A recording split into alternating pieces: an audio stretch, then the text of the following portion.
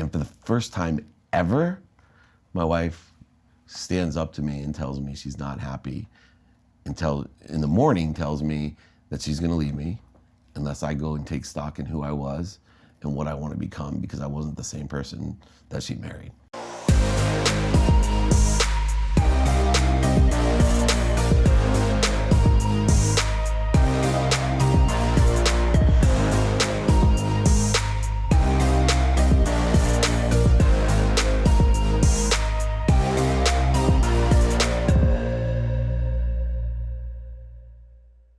But when I was 30, I got a birthday gift from my dad.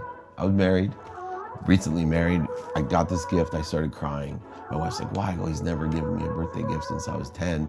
I opened it up, it's a beautiful blazer, and I tried on, it fits perfectly, and my wife kind of smirks because I know she gave my sizes to him, and he had this custom made. And I'm so excited, I'm picking up the phone to call him, and I look in, and he tore out, like physically tore out all the pockets. The pockets on the inside? On the inside. And I'm now furious. I call him like, Dad, I go, why would you send me a jacket with no pockets? He goes, well, the jacket's not for wearing. I'm like, what's it for? He goes, to remind you of me. I'm like, what, that you're an asshole? He's like, no, that you're just like me. I'm like, I'm nothing like you. I don't even like you. I have a family. I support my, like I started venting, you know, and dumping on him. He said, no, he goes, you're just like me. You want to be the richest man in the cemetery. He goes, I want you to hang that jacket. It's not for wearing.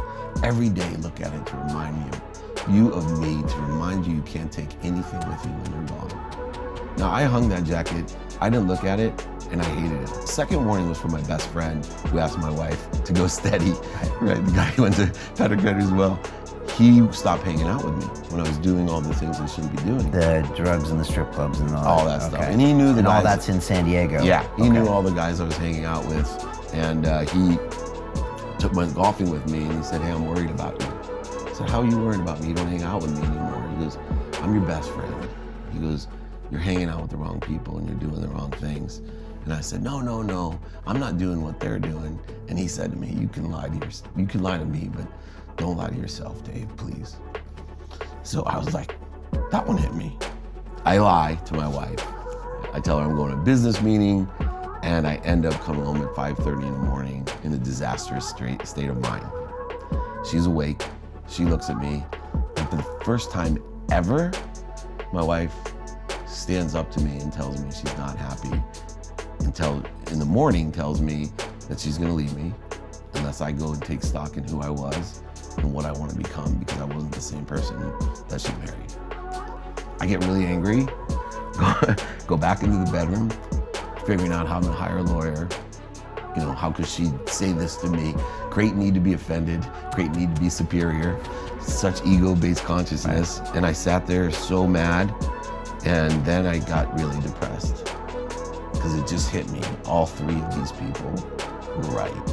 And then I just laid in bed, I couldn't get out. And I wasn't thinking about suicide, but I just was thinking about running away, like letting it all, like getting divorced, and it was going through my head. And then Rocky came on the TV show, and he's getting his butt kicked, and he keeps getting up.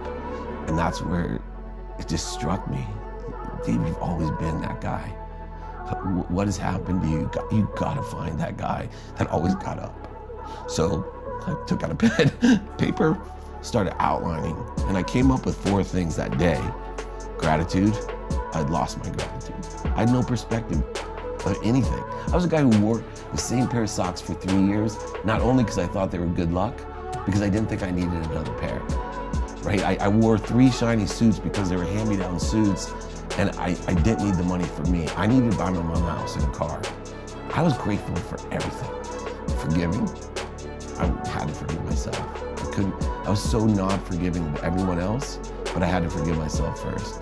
Then came accountable, which was more a new one, because my mom preached accountability. She called it below the line. She would say to all my siblings and I, don't you dare go below the line. Blame, shame, and justification is no way to live.